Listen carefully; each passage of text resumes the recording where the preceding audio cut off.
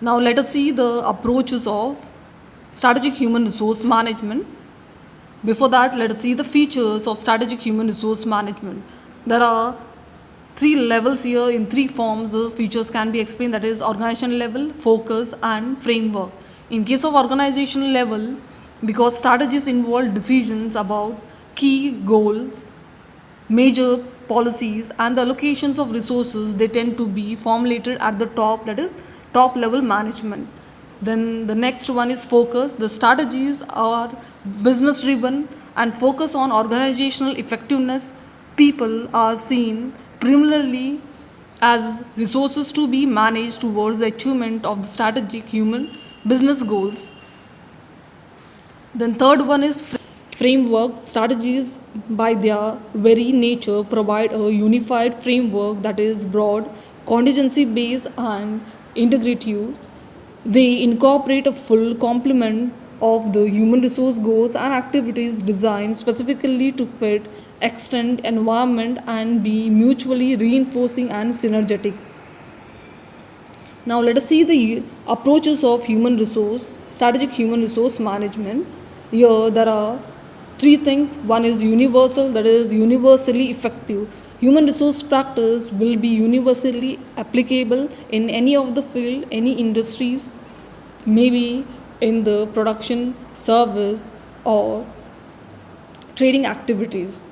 This approach says that the or referred to the common standard individual human resource practice and threats and treats them as a principle claiming verifiability and consistent applicable. Scholars contend that its error in oversimplifying organizational reality, since it does not explain complex systems integration and has a rather is more effect than the differential effect, that is isolated than the differential effect.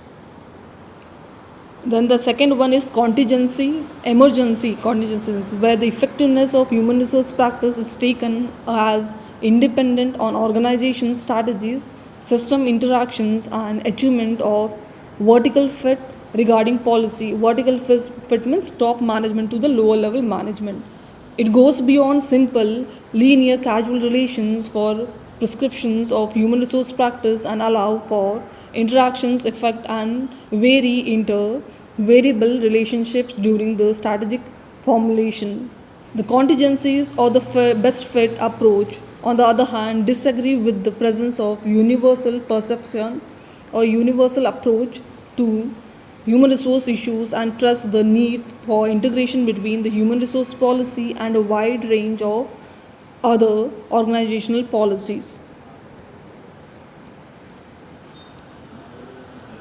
Third one is configurational, where there is believed to be synergetic or mutually reinforcing relation between the human resource practice and the strategies that are crucial for enhancing performance, whereby researchers rather data gather data regarding multiple dimensions of organizations such as strategies, structures, cultures, and processes into typological typologies of ideal types and treat the types of independent variables. This approach therefore gives pattern of human resource practice that together form an integral consistency whole.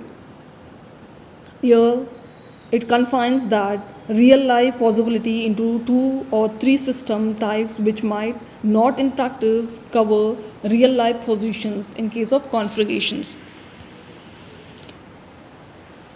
The best practice approaches, there are 7 best practice approaches list here, that is employment security. If there is a security given to the employment to the employees in their workplace, then they work efficiently. Then selective hiring or selective recruitment is needed to minimize the training cost, because good quality employees selected for the work, then automatically training and development is not needed for these kinds of employees, that cost can be saved.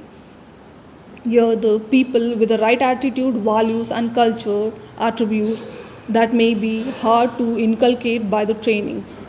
Self managed streams. These are the critical components of high performance management systems. They substitute peer based control for hierarchical control of work, lesser tiers in hierarchy, permits employees to pool their ideas in order to produce better and more creative solutions to the work problems. Then high compensation contingencies on performance. The compensations offered to employees is made contingent on organizational performance. For example, gain sharing or profit sharing can be related to individual or team performance or even unique or particular individual skills. Then trainings. Virtually all descriptions of work performance, work practice emphasizes the role of training is in providing needed skills and create a motivational workforce that has the knowledge and capabilities to perform required skills. Then the next one is reduction of status differentials. The fundamental premises of high performance workforce system is that the organization should be able to tap ideas, skills, and efforts of its employee. For this, it is possible. For this to be possible, status differential should not be emphasized to determinant of team spirit in an organization. The next one is sharing information.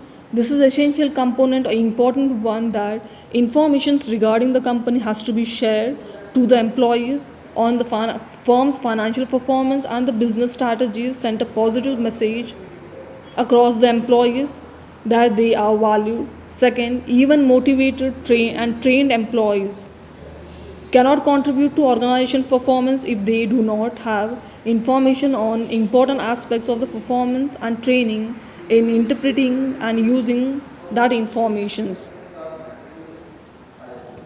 These are the best practice. Thank you.